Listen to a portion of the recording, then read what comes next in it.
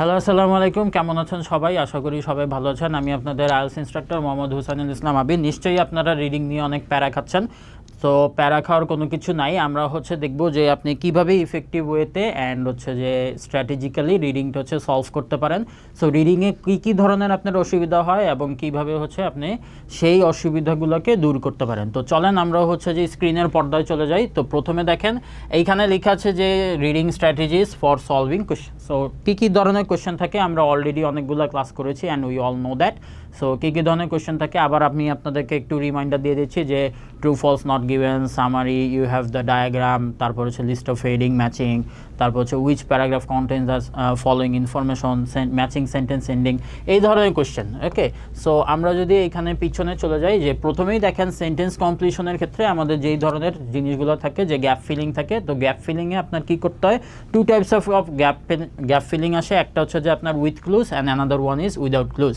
So আপনার এখানে দেখেন নট রিডিং ইনস্ট্রাকশন। প্রথমটা আমাদের যেই প্রবলেম হয় যে আপনি ইনস্ট্রাকশনটা পড়েন না, অথবা যে আপনার যেই প্রবলেম হয় যে পুওর গ্রামার প্রবলেম থাকে।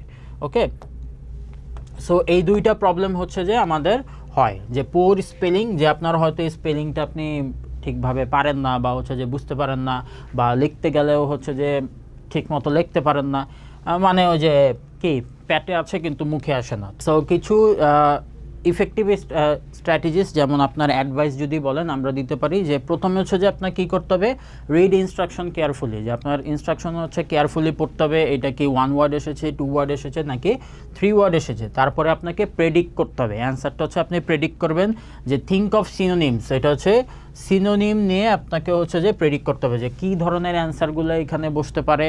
তারপর স্ক্যান ফর লোকেশন, যে ওয়্যার বি ফর হোয়াট।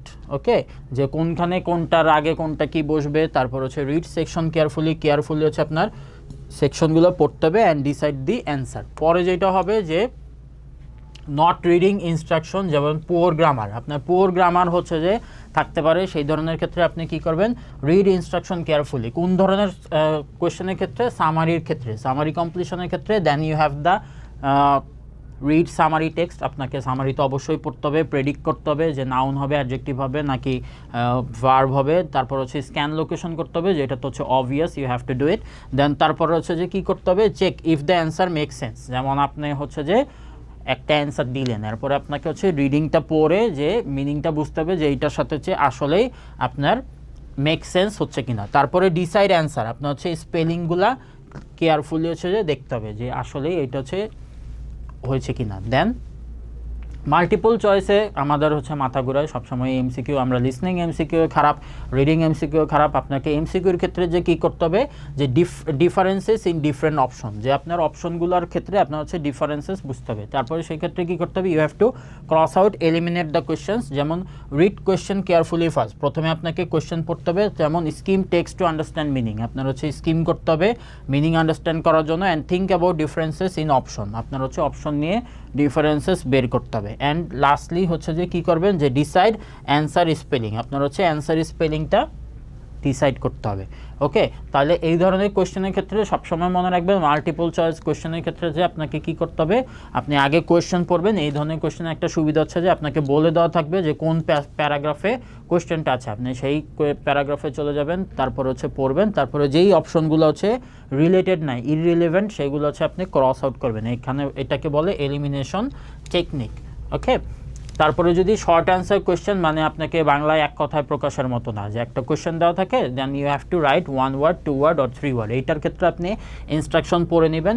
আমাদের কি প্রবলেমগুলো থাকে যে আমরা কোয়েশ্চেনটা বুঝি না, তাহলে সবার প্রথমে আপনাকে কোয়েশ্চেনটা বুঝে নিতে হবে। দেন আন্ডারস্ট্যান্ডিং ওয়ার্ডসগুলো বুঝতে হবে। এইখানে দেখেন রিড আন্ডারস্ট্যান্ডিং কোয়েশ্চেন ফার্স্ট, আপনার প্রথমে কোয়েশ্চেন বুঝতে হবে। আন্ডারলাইন দ্য কিওয়ার্ড, অ্যাডভাইস প্রথমে আন্ডারলাইন করবেন কিওয়ার্ড, দেন স্ক্যান করবেন। Look for synonym and read section carefully মানে 1-2 বার আপনি মনোযোগ দিয়ে পড়বেন। And then decide the answer.